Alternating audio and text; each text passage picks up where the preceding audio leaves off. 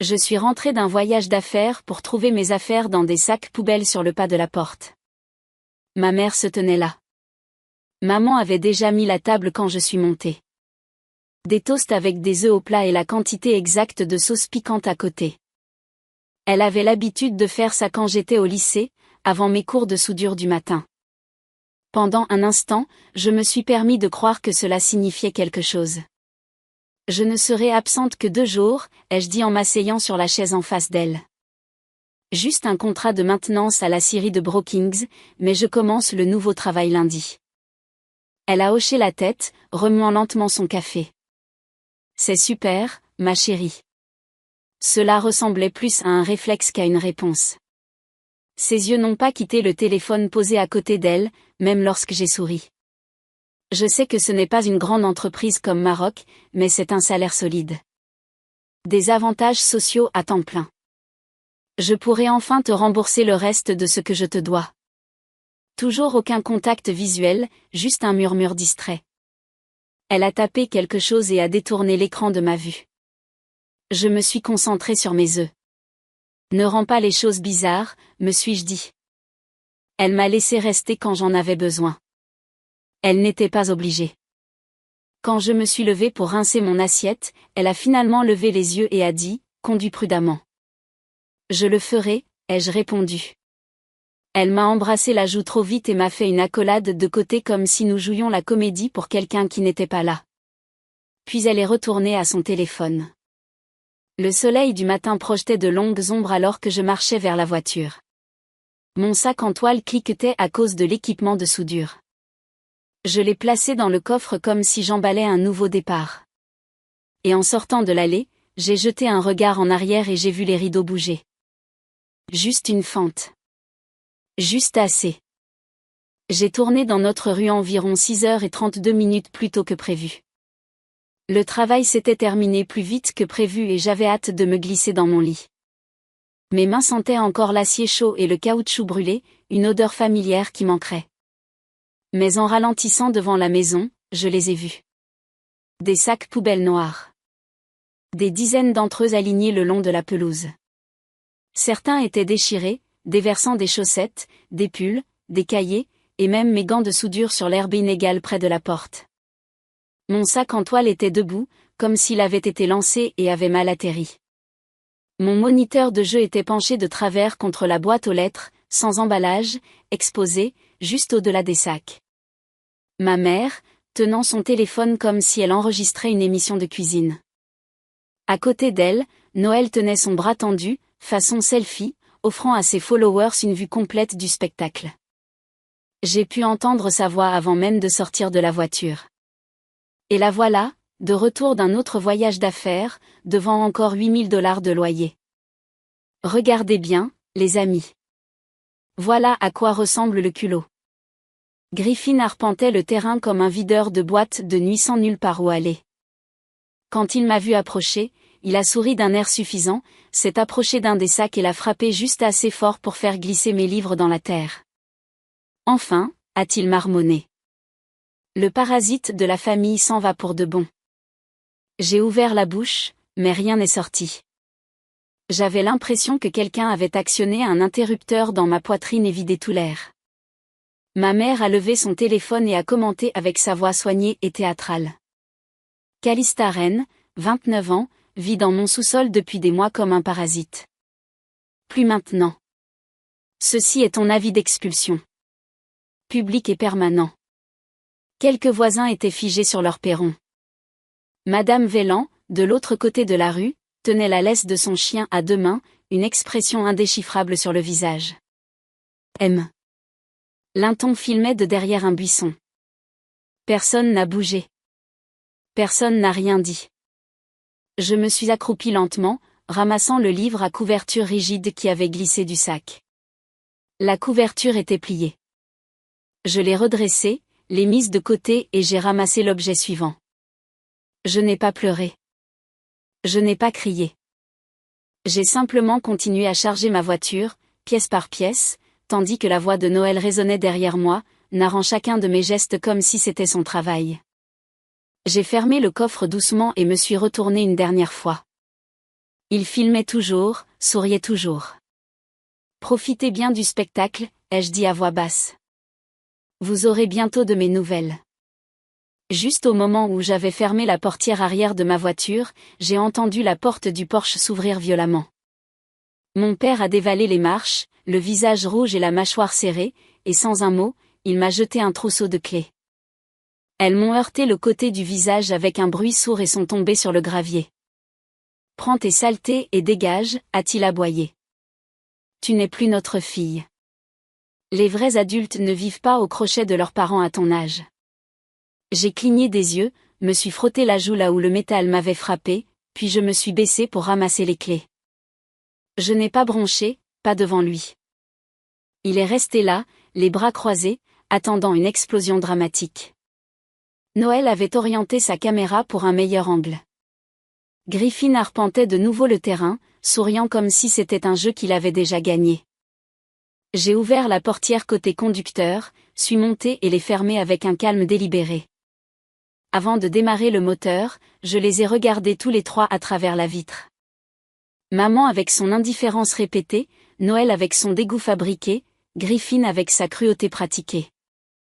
Puis j'ai regardé mon père. Il n'a pas détourné le regard, mais quelque chose a vacillé dans ses yeux, peut-être de la confusion, quand je ne me suis pas effondré non plus. J'ai tourné la clé, me suis éloigné lentement et n'ai pas regardé en arrière. J'ai conduit sans but pendant un moment. Les rues familières du quartier se confondaient les unes avec les autres. À un moment donné, je me suis retrouvée sur le parking du supermarché, les phares éteints et le moteur tournant, simplement assise là, les deux mains sur le volant. Ce n'est que lorsque je suis arrivée à l'appartement d'Elena, avec la lumière du Porsche encore allumée, que je me suis souvenue de l'enveloppe. Elle était au fond de mon classeur depuis plus d'un an. Papier épais, pas d'expéditeur, juste mon nom écrit de la main inimitable de mon grand-père. Il me l'avait donné à l'hôpital quelques semaines avant de mourir. Il avait dit, ne l'ouvre pas, sauf si les choses tournent vraiment mal. Je n'avais jamais pensé en avoir besoin, mais maintenant, tout en moi disait, ouvre-la. J'ai posé mon sac de voyage par terre, sorti l'enveloppe de sa poche latérale et l'ai posée sur mes genoux. Lena a préparé du thé et l'a posé sur la table à côté de moi, puis s'est glissée dans sa chambre sans poser de questions. Elle savait que je parlerais quand je serais prête. J'ai regardé l'enveloppe pendant un long moment avant de l'ouvrir. Le rabat s'est ouvert proprement, comme s'il avait attendu patiemment tout ce temps. À l'intérieur se trouvait une lettre pliée, plusieurs documents notariés et une carte de visite d'un cabinet d'avocats du centre-ville. La lettre était manuscrite. Calista, si tu lis ceci, c'est qu'ils ont fait ce que je craignais. Je n'ai pas pu te protéger d'eux de mon vivant, alors je le fais maintenant. J'ai mis une partie de la maison, le chalet du lac et le bâtiment de l'atelier à ton nom. Tout est légal, tout est documenté. Tu ne leur dois rien. Ni excuse, ni silence, ni culpabilité. C'est pour quand ils oublieront ta valeur, grand-père. La pièce est devenue floue. Mes doigts tremblaient, non pas de tristesse, mais de quelque chose de plus vif, quelque chose qui ressemblait à de la clarté. Les documents confirmaient tout, une fiducie entre vifs. Mon nom était listé à côté de pourcentages, 40% de la maison familiale, 50% d'un chalet au bord du lac dans le comté de Coo, 35% du bâtiment commercial depuis lequel l'entreprise de mon père opérait sur Riverdale Street. La carte de visite au fond indiquait Arthur Dorsey, droit immobilier et successoral. Le lendemain matin, j'ai appelé. Sa réceptionniste a hésité jusqu'à ce que je mentionne le nom de mon grand-père, puis elle m'a proposé un créneau de dernière minute pour l'après-midi. Le bureau de M. Dorsey se trouvait dans un vieil immeuble en pierre près de l'université, avec des meubles en acajou. Une horloge au tic-tac silencieux, des murs remplis de volumes juridiques. Il s'est souvenu de moi immédiatement. Vous veniez avec lui aux réunions, a-t-il dit. Vous aviez toujours ce petit carnet de croquis rouges. J'ai hoché la tête. Il a examiné les documents attentivement, les parcourant avec la précision que seules des décennies de pratique pouvaient forger. Quand il a levé les yeux, son expression était indéchiffrable, mais sa voix était ferme. Tout est valide. La fiducie a été finalisée avant le décès de votre grand-père. Ils ne peuvent légalement pas vous expulser, vendre sans votre consentement, ni plaider l'ignorance. S'ils ont perçu des loyers ou contracté des prêts sur l'une de ces propriétés, ils pourraient avoir un problème plus grave qu'ils ne le pensent. Je me suis adossée à ma chaise, le cœur battant toujours la chamade. Je suis prête à aller de l'avant, ai-je dit. Il s'est légèrement penché en avant. Alors, commençons. Le premier SMS est arrivé ce soir-là. Noël 20h47. Et, j'espère que tu n'es pas fâché. Le live, ce n'était pas pour te faire honte. C'était juste du contenu. Tu sais comment fonctionne l'algorithme. Je n'ai pas répondu. Le matin, il y avait 12 autres messages, 2 appels manqués de maman, un message vocal de Griffin. Tu exagères. Ce n'était même pas si grave. Tu sais comment elle est. Reviens juste et parle comme une adulte. J'ai tout transféré à M. Dorsey. À midi, le numéro de mon père s'est allumé sur mon écran. Papa, 13h14. On a besoin que tu signes quelques trucs. Pas de drame, juste de la paperasse. Pas d'explication, pas d'excuses, juste des instructions comme si j'étais une employée qui avait manqué une échéance. M. Dorsey a répondu en mon nom avec une brève notification formelle que toute communication future devait passer par son bureau. Il a mis l'avocat de la famille en copie. J'ai désactivé les confirmations de lecture et j'ai laissé le silence faire son œuvre. J'ai passé les heures suivantes à organiser les quelques affaires que j'avais sauvées. Lena m'avait libéré une étagère et j'y ai empilé mes livres, moins de la moitié de ma collection, mais c'était suffisant.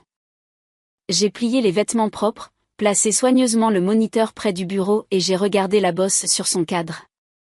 Puis j'ai pris un stylo. Je n'avais pas tenu de journal depuis des années, mais ce soir-là, j'ai ouvert un carnet vierge et j'ai écrit une seule ligne. Il n'écoutait que lorsque j'arrêtais de me justifier. Les mots ont coulé plus facilement après ça. Pas de rage, pas de vengeance, juste des observations. Ce que j'avais vu dans leurs yeux, ce que je n'avais pas vu dans leur cœur, ce que j'avais pris pour de la sécurité, ce que je ne pourrais plus jamais ne pas voir. Au moment où j'ai fermé le journal, mon téléphone vibrait encore toutes les quelques minutes. Les messages vocaux de Noël. La culpabilisation passive-agressive de Griffin. L'insistance de papa. J'ai posé le téléphone face contre le matelas et je l'ai laissé bourdonner. Ils étaient bruyants. Ils avaient toujours été bruyants. Mais cette fois, mon silence en disait plus que leurs cris ne le pourraient jamais. M. Dorsey a appelé 2 jours plus tard, la voix calme mais tranchante. Nous avons fini d'examiner l'historique des revenus des propriétés. Il a dit, vos parents et votre frère ont perçu les loyers du chalet du lac et du bâtiment commercial. Rien de tout cela ne vous a été divulgué. J'ai fermé les yeux. Combien? Un peu plus de 50 000 $. 3 ans de paiement de locataire. Votre part n'a même pas été reconnue, a-t-il dit. Reconnue, comme si c'était une simple erreur administrative. Nous savions tous les deux que ce n'était pas le cas.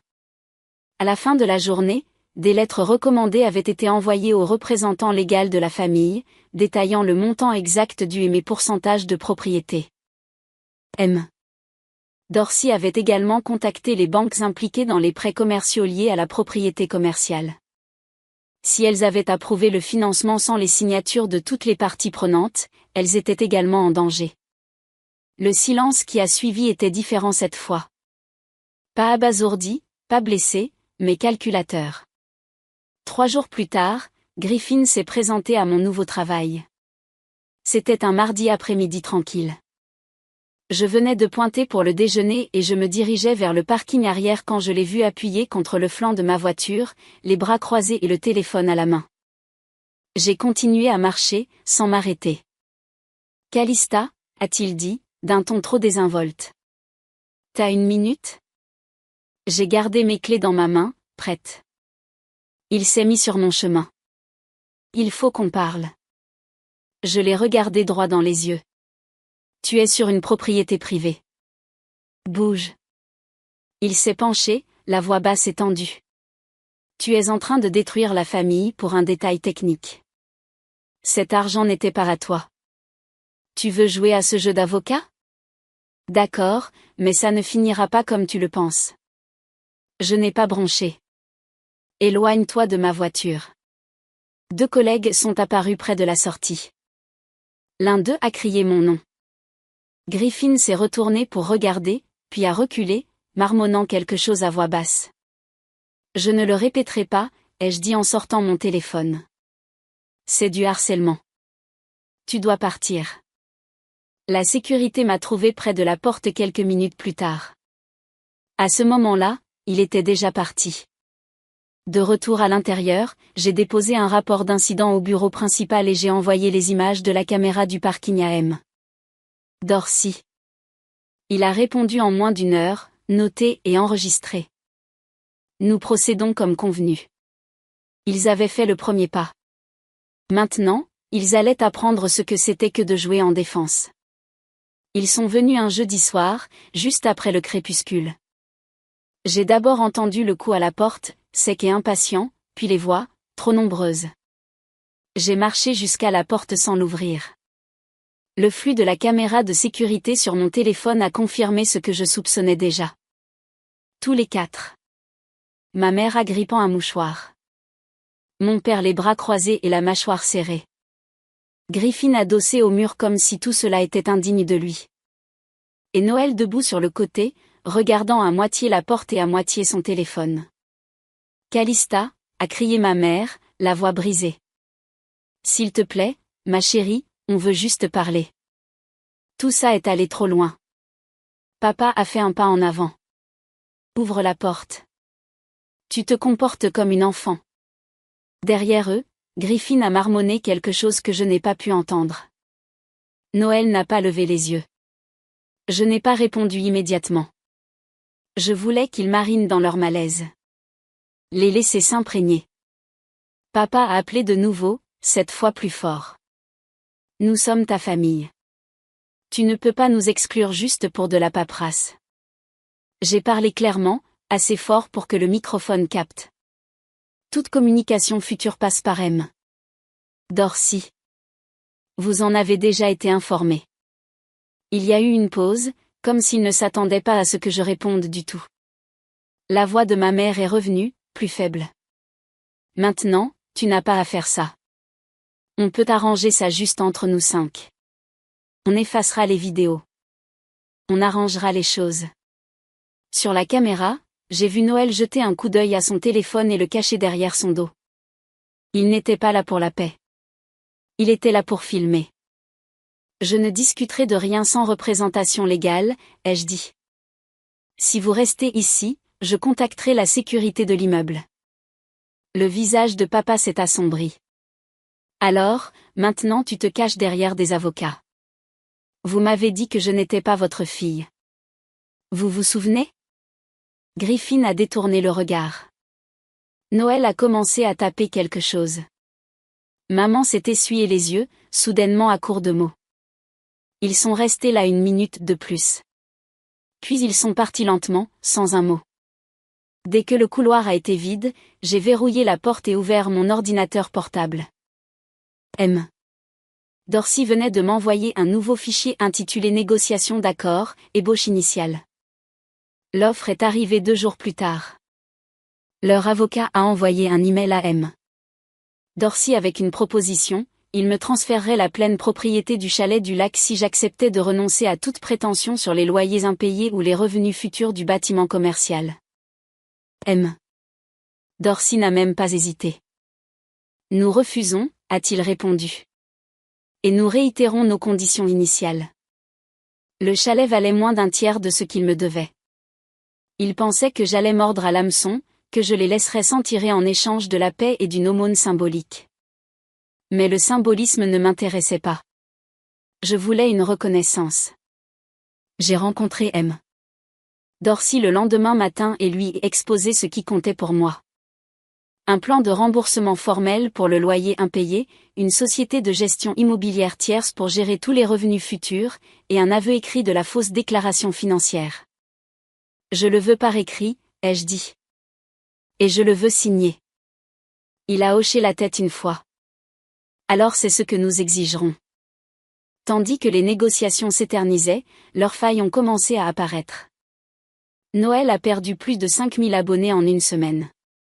Quelqu'un du lycée m'avait reconnu dans son live et avait commencé à publier des preuves.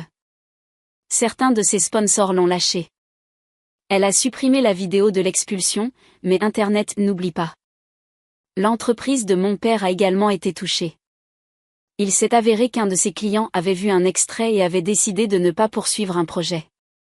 Puis, une demande de prêt a été signalée.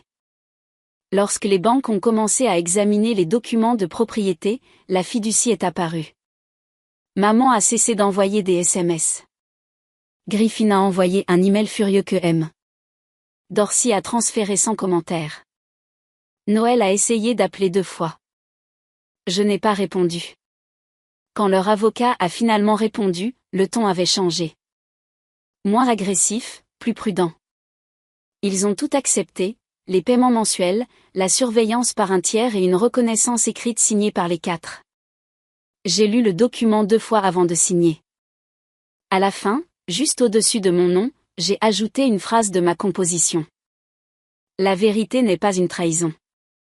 C'est ce qui arrive quand la comédie s'arrête. Je l'ai renvoyé et j'ai attendu. La dernière partie n'était pas encore arrivée. Ils avaient encore une chose à faire. L'appartement était petit, mais il était à moi. Une chambre, des planchers inégaux et un courant d'air à la fenêtre de la cuisine qui sifflait quand le vent soufflait. Mais le bail était à mon nom, et le premier mois de loyer provenait directement de mon salaire de mon nouveau travail de soudeuse. Pas d'espace partagé, pas de temps emprunté, personne ne filmant à la porte. 2 jours après mon emménagement, l'enveloppe est arrivée, contenant un chèque. Le premier paiement du loyer impayé qu'il me devait. Attaché par un trombone, il y avait une note pliée, écrite de la main de ma mère. Nous espérons pouvoir laisser tout ça derrière nous et redevenir une famille. Avec amour, maman. Je l'ai regardé pendant un long moment. Non pas parce que j'étais émue, mais pour tout le contraire. Il n'y avait aucune excuse, aucune prise de responsabilité, juste l'espoir que j'oublie ce qu'il m'en avait coûté pour qu'il me laisse enfin tranquille. J'ai mis le chèque dans mon tiroir. Je n'ai pas répondu. Ce soir-là, en déballant le dernier carton, j'ai trouvé mon vieux disque dur externe. Je l'ai branché par habitude, parcourant les étiquettes des dossiers, travaux universitaires, photos, factures, et puis, grand-père vocal. J'ai cliqué sur lecture. Salut, ma petite, si tu écoutes ça, je suppose que je ne suis plus là. Mais je veux que tu te souviennes de quelque chose. Tu iras bien. Même s'il ne s'excuse jamais. Certaines personnes ne t'estiment que lorsqu'elles peuvent se servir de toi. Et quand tu cesses de les laisser faire, elles appellent ça de la trahison. Laisse-les dire. Toi, continue simplement d'être toi-même. Je suis restée assise un moment, laissant sa voix remplir la pièce. Plus de cris. Plus de silence utilisé comme une arme. Juste sa chaleur constante résonnant à travers un haut-parleur emprunté dans un endroit qui n'appartenait qu'à moi. J'ai appuyé sur enregistrer, fait une sauvegarde du fichier et placé le disque dur dans le tiroir à côté du chèque.